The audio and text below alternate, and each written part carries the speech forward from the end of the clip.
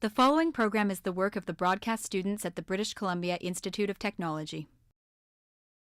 BCIT magazine features news stories from around the Lower Mainland which were produced over the last week. Responsibility for the content of the show rests completely with the students and their instructors.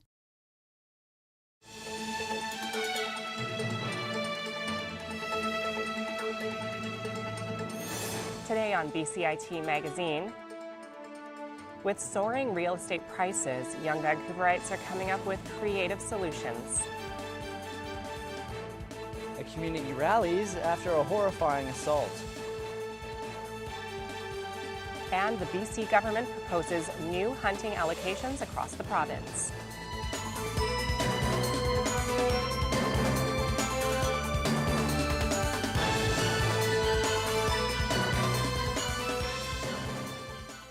Hello and welcome to BCIT magazine. I'm Lauren Sundstrom. And I'm Johnny Kidney. A house in East Vancouver recently sold for $2.1 million, leaving the question for many in the city, can they afford to buy a home in Vancouver? My co-anchor Lauren Sundstrom reports maybe an unconventional way to buying a home is the answer. I grew up in a single family home with a yard and all those things in the city, and I'm now okay with the idea of not having that. Anya Paskovic is feeling the stress of being able to buy a home in Vancouver. Even as a young professional, she says she probably won't be able to afford a house, and that's made her willing to consider a creative solution. Myself and my friends, we all rent for so long, we have roommates for so long. I feel like that's something I could actually do, is go into a home purchase with somebody else. The lack of affordable housing in Vancouver has come to light once again after this home in East Vancouver recently sold for more than $567,000 over its asking price, leaving many to question whether they'll ever be able to jump into the market. I suspect inflation adjusted, they'll be considerably higher 20 years from today than they are now. Assistant Professor for Business Economics at UBC, Thomas Davidoff, says inflated housing prices pushes people earning even six figures into lower income neighborhoods. But he thinks something can be done to ease the pressure. When you raise property taxes, because it's so hard to build new housing, the effect is going to be to require new payments from people who own houses, and it's going to push down the value of housing. As for Paskovic, she says she still worries that if she can't jointly buy a house, she won't get what she wants. My fears are that even for the smaller condo units, I won't be able to find something that I can live with, and especially as I get older and to start a family or what have you, that space will always be an issue. And with housing prices increasing and gentrification on the rise, we might see more people coming up with non-traditional answers to the complex real estate problem. Lauren Sundstrom in Vancouver for BCIT magazine. The East Vancouver neighborhood of Strathcona is still reeling after a brutal daytime sexual assault left a woman in hospital. Our reporter Simon Little has been following the story and joins us now with an update. Simon, what's the mood like in Strathcona? Well, as you can imagine, the mood in the neighborhood is quite subdued, but this is a very tight community and people have been coming together. That was very much the feeling on Friday when residents held a march for the victim. Now, about 200 people came out to march through the neighborhood, and this despite some pretty nasty weather. It was definitely a somber mood. People were hugging one another, and it was a quiet march. There were no speeches or drumming or anything of that nature. It's quite a close community. It has almost a small town feel. The neighbors here really know each other personally, and many said that they wanted to show strength and unity in the face of what is really a horrible tragedy. Residents have also started a crowdfunding campaign which over the weekend brought in nearly $40,000 for the victim. People who aren't able to donate are doing a lot as well. They're sending me love, prayers, healing thoughts. They're coming out in the community like this, so everybody's pulling together. I think it's what Strathcona does. Strathcona is a tight-knit community. She had neighbors to support her, people she doesn't know to support her. I just wanted to come out and put that message out in the world that we care and that she's not alone. It's typical of this community. It's a fantastic place. It's why I'm living here. Well, that's very heartening to hear, Simon. And what about the criminal case in this story? Have there been any new developments? Well, last night the Vancouver Police held a community meeting at the Strathcona Community Centre to answer some questions for residents, allay some concerns, and provide some safety tips. They didn't really provide any new information, but what we do know is that a 25-year-old Ontario man, Caleb Heaton, has been charged in the case with multiple things, including aggravated sexual assault. The name of the victim, as well as the Samaritans that came to her defense, is covered by a publication ban, but we do know that the victim is in hospital recovering right now. Back to you. Last week marked 8 years since the last time welfare rates in BC were raised. People gathered in the downtown east side to march and demand that the rates increase. Raise the rates now! On a sunny day, the streets were packed to witness the march. Those marching insisted the current assistance of $610 a month is not enough for a basic living standard. I'm on disability pension. I'm an anorexic who's trying to recover. And with $50 a week for food, as my rent keeps going up for one small room, it's not possible for me to eat. I'm literally starving. My clothes are falling off me. The march wound through downtown and ended at the World Trade Center, which houses some provincial government offices. The day's tension climaxed here as angry marchers confronted the building's security. Marchers expressed that the anger came from feeling dehumanized while using the welfare system. A crisis grant, which is only $20, that I have to lie to actually get that. Because one time I did tell them the truth, and they said, "What's your reasoning?" I said, "Because I'm hungry." And the guy said, "That's not a good enough reason." Just over a month ago, the BC government revoked a ruling made in December that minimized opportunities for residential hunters to acquire their hunting tags. But today, the battle still wages on between the province's guide outfitters and the BC Wildlife Federation. Ty Clark has the story. You've got Dall sheep and they're white. Scott Ellis explains some of the areas around the province that the government made slight revisions to in February, which give resident hunters a greater share of the number of hunting opportunities. After the government originally decided to give outfitters a greater share of their opportunities in December, this move came at their expense. So the argument was that the guide outfitting industry got 25, 35, 40% of the share. Not exactly accurate. We got, in some cases, up to 40% of the allocation. But that's not the end of the story. The government, however, was prompted to change their position after residential hunters gathered to protest around the provincial legislature in Victoria earlier this year. The BC Wildlife Federation represents 46,000 people in the province, and certainly we think that this is not an issue that we're going to let go of. We think that the guides and outfitters of BC through their efforts have lost the social license and certainly cooperation of resident hunters, and that this isn't the end of it from our perspective. While the guide outfitters may have been portrayed as the villains, that is really not the case here at all. Yeah, there is some foreign interest in the guide outfitting community, as in most other businesses. But by and large, the businesses are based in British Columbia, pay BC tax, and most of that money goes back in the BC economy. So the guide outfitting industry generates about $116 million a year, and most of that money stays here and is invested here. With over $350 million being generated in annual revenue, BC residents and foreign hunters both play an integral part in the hunting business. And given the government's inconsistencies regarding provincial hunting allocations, there was an air of uncertainty on both sides. Ty Clark in Vancouver for BCIT Magazine. Coming up next on BCIT Magazine, eggs confiscated at the border are being turned into energy. And a young girl gives back by raising money through her paintings.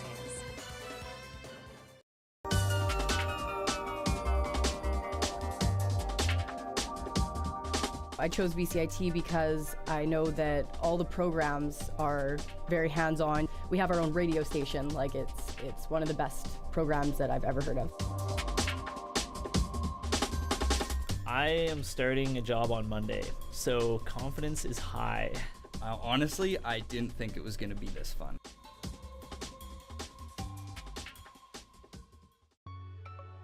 A defining moment for me was when I finished my first internship and got lots of really great feedback from industry professionals. I would have never imagined I'd be walking into the floors of TSN and thinking, I'm not a student anymore, I'm here to work.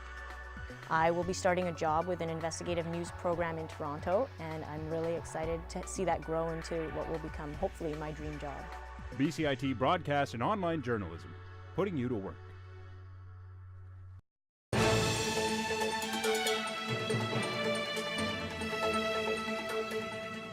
Welcome back.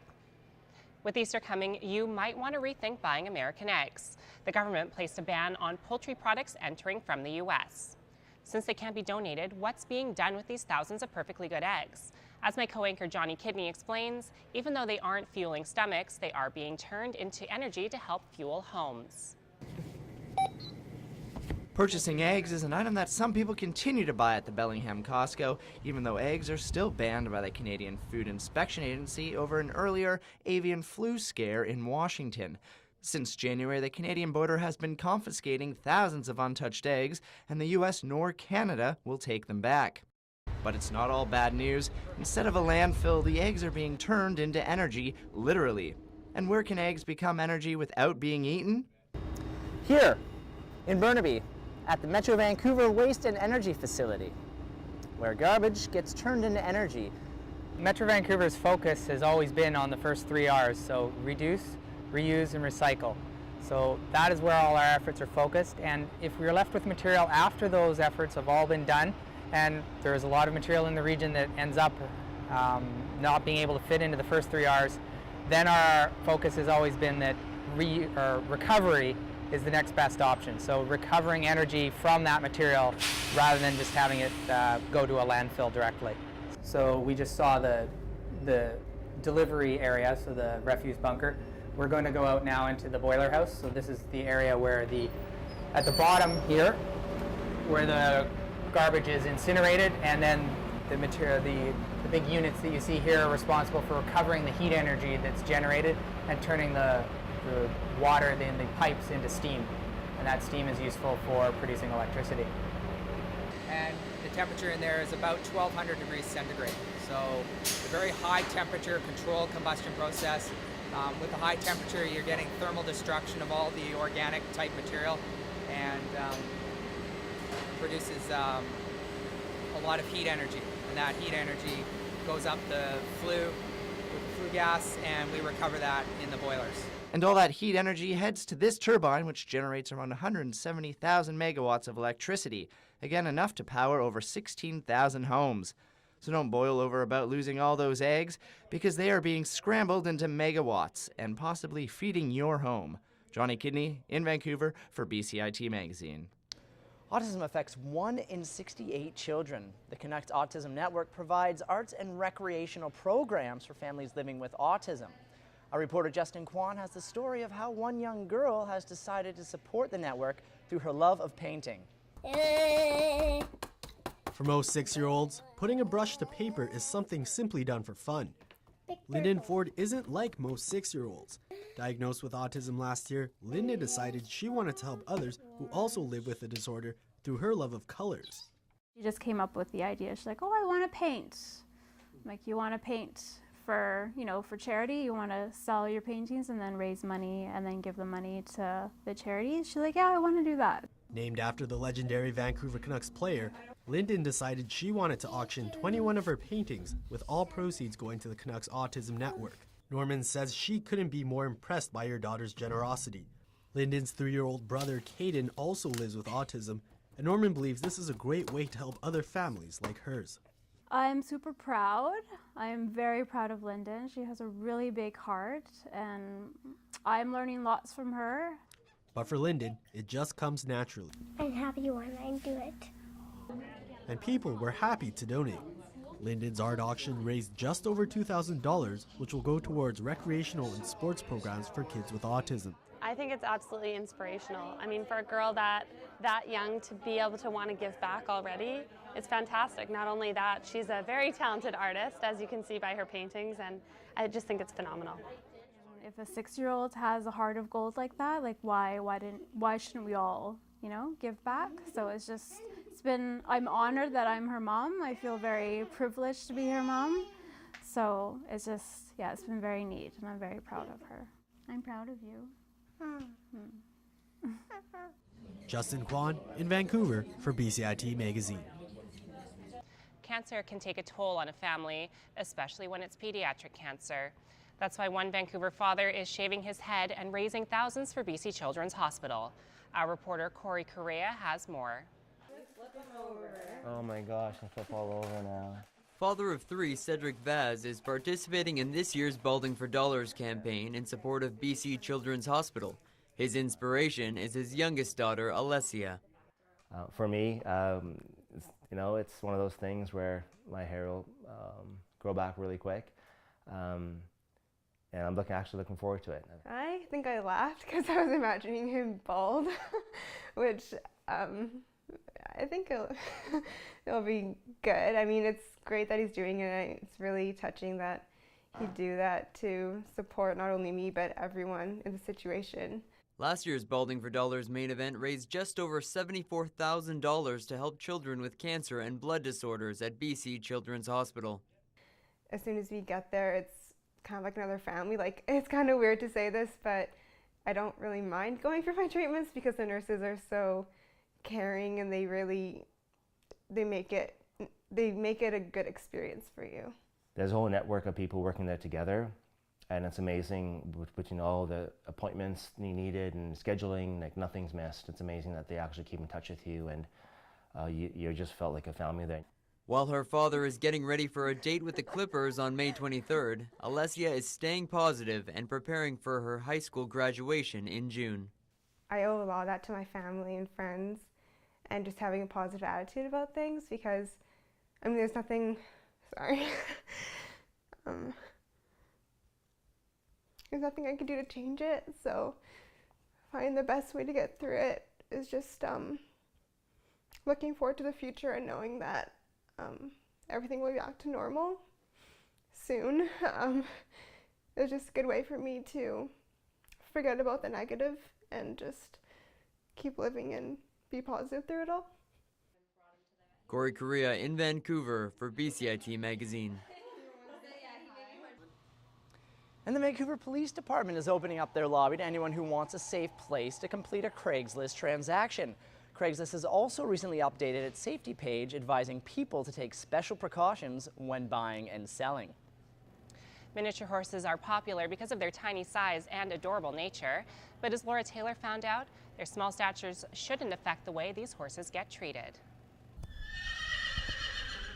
Local miniature horse owners are gathering in this Langley barn to train and socialize these small but powerful animals.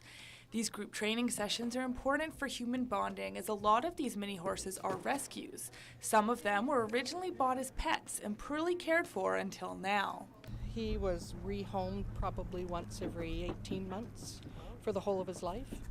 Nobody really kept him. Having a relationship with him is hard to do because he wasn't interested in people. So agility really helps them to kind of pay attention and notice you, and once they do, they won't leave you alone. Experienced horse trainer Adiva Murphy only began training miniatures a few years ago because she saw a danger in the way people were raising them. The main thing I find is that people treat them as pets, right? And they're not. They're still a horse, and they think that they're just cute and cuddly, and they can't hurt you. The sessions allow owners and horses to socialize. The training mostly consists of agility training and stimuli that can spook a horse, which over time should make them calmer animals. Although they may look timid, for horses, these minis are considered quite brave and assertive. Like little dogs that take on anything. Yeah, they're actually a lot braver. Miniature horses are gaining popularity, especially for people that love horses but can't ride, making training groups like this one important for new owners and horses like Ajax. When we got him, he was very much a kind of talk to the hoof kind of a guy. He had absolutely no interest in humans, like none. So now he's really engaged, and this is, I mean, it's good. And while they may seem cute and cuddly, trainers like Adiva are reminding everyone not to take one on unless you are ready to care for it like a big horse. Laura Taylor in Langley for BCIT Magazine. And The Daily Show has found a replacement for host Jon Stewart. Comedian Trevor Noah will be replacing the 16-year host a month after Stewart made his unexpected announcement to leave the half-hour program. Noah previously was the host of a popular late-night talk show in South Africa. Do you know what's in your water? In the wake of Water Week, we examine this year's theme, Know Your H2O. Our reporter Deborah Power has this story. Most of us take our easy access to water for granted. The Greater Vancouver Water District delivers water to the region from 3 massive watersheds, the Capilano, the Seymour, and the Coquitlam. When it rains, the rain washes all that debris, big or small, into the storm drains that you see on the streets, and then those storm drains are connected to our waterways, whether it's False Creek or Still Creek. The Rivers Institute at BCIT has been doing their part by studying and daylighting Gishon Creek. I think most people don't know where it comes from. They think you just turn on the tap and, Shazam, the water shows up and it magically somewhere somebody's pushing it in the other end of the pipe. So they don't know where it comes from, and they don't realize that Canada's actually, and BC, that it's not as water rich as we think it is. Collectively, these watersheds deliver the billions of litres of water that pour from our taps daily. More than 500 kilometres of Metro Vancouver water mains crisscross the region before connecting to municipal water supply systems. Verdi and her team began daylighting Still Creek back in 2007. There are things we can all do to make our water healthier. Planting native species rather than, some tree species or plant species are invasive and aren't great for the environment. But if you're planting native species, that attracts the bugs and the birds and makes it a more naturalized habitat. The permeable surfaces, decreasing the amount of concrete. Keeping your car, if you're using your car still, in good repair so that it's not adding contaminants to the storm system. BC's watersheds represent a precious commodity that we all need to be mindful of. Deborah Power in Vancouver for BCIT Magazine. Coming up next on BCIT Magazine, an Olympian makes a comeback. The most rewarding thing for me has been the relationships I developed in the program, both with instructors and classmates. My sense of confidence has never been higher. I mean, this program's offered great opportunities to be in real world, real industry situations, and being in those moments and knowing I can contribute, I can do this. It's exciting to be in this industry and to meet lots of great people and to make amazing friends. BCIT broadcast and online journalism, realizing your potential. Standby graphics, ready camera one. If you want to experience the fast-paced world of news, today on BCIT Magazine, striking, make magic on a movie set, frame, and action, or bring your creative ideas to life. BCIT's hands-on training will get you started. BCIT television and video production. Your possibilities start here. If you're a thrill seeker like me, then jump off the Shaw Tower on April 16th to support Vancouver urban youth. Rappel 200 feet off Vancouver's third tallest tower. Just kidding. But if staying on the ground is more your thing, try out the Transplant Trot, presented by the Canadian Transplant Association to celebrate life after having an organ or tissue transplant. The run happens April 12th and registration closes April 8th. But really, if food and live entertainment is more your thing, you should check out the Canucks Autism Network Family Festival. It's free to attend, and they'll be lighting the Olympic cauldron. Oh, thanks for that.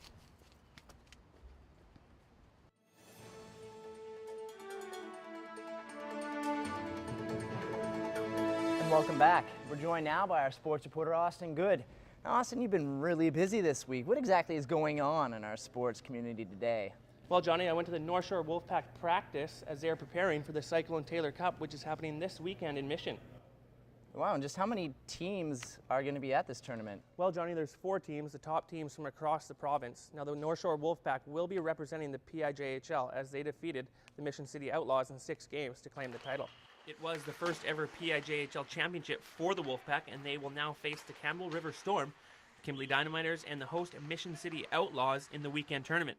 Now, the winner will then represent the province at the Keystone Cup in Alberta. Now, with this tournament-style format, unlike the playoffs, the coaches had to prepare the players that much more, Johnny. Well, it's definitely a different format. It's round robin, so every game is pretty much a game 7 in that respect. So we just got to do some video on teams and prepare for what they're going to bring to us, and just don't come out flat and play full 60 minutes and get the job done. The Wolfpack only lost 3 games in the entire playoffs, and they feel they have what it takes to claim top spot this weekend. I just believe we have the depth up front and especially on the back end. I think our our 6 defensemen are what sets us apart from other teams, and I think the fact that we can roll 6 defensemen really helps our team. This week I also met with one of Canada's bronze medalists from the 2012 London Olympics. After taking a 2-year break, she's now back in competition. Let's take a look.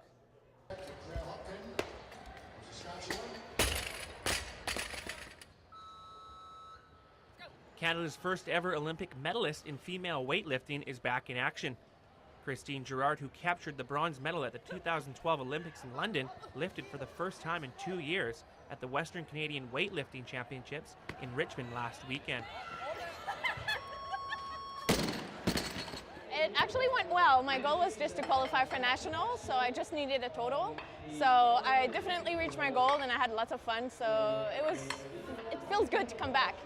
With a newborn baby, Girard knows it's going to be a challenge to train and be ready for the 2016 Olympic Games in Rio. And I'm still trying to make it all fit. The hardest is the feeds, because he feeds every 3 hours. So for now it's a bit hard, but as time goes, I will be able to go train with my little one in the gym. So I have a gym in my backyard, which is pretty convenient. I have my own club there. So I do all my coaching from there as well. So it should come together fast, but for now it's still a bit challenging because he's so young. Girard's trainer and close friend Joel Hugh says he's confident she will be ready for next year. Amazing athlete.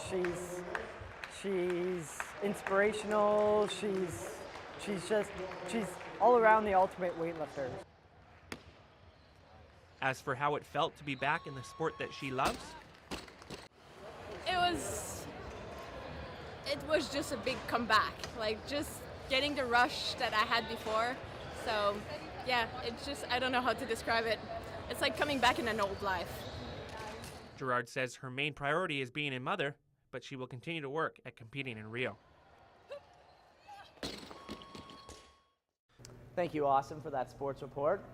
If you have any questions or comments regarding this program, please visit us online at bcit-broadcast.com or bcitbroadcastnews.ca. I'm Johnny Kidney. And I'm Lauren Sandstrom, and that was today's BCIT Magazine. We now leave you with a shot of Gishon Creek, which runs through BCIT's Burnaby campus.